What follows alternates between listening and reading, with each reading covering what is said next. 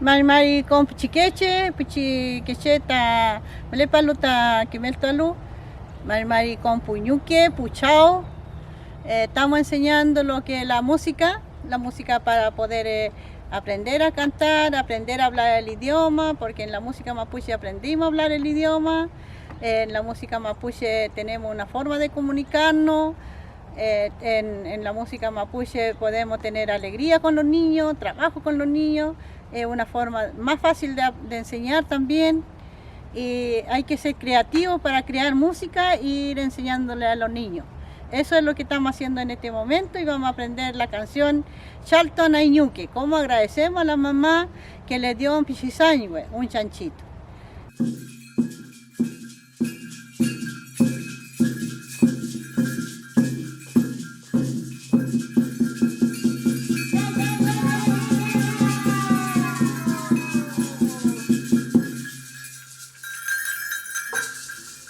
Ya, ahora vamos a vamos a aprender una canción.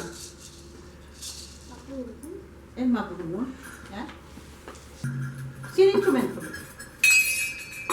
Ahí. Chaltuanaiñuque. Yo voy a cantar primero. Chaltuanaimamau.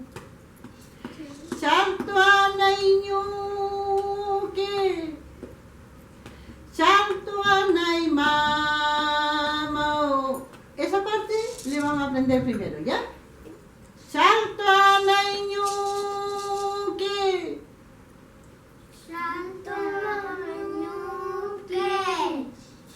Chaltuanaimamau. Chaltuanaimamau.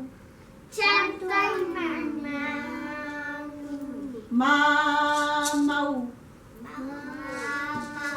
Mamau. Muy bien. O sea, ahora te va a salir. Chaltuanaimamau.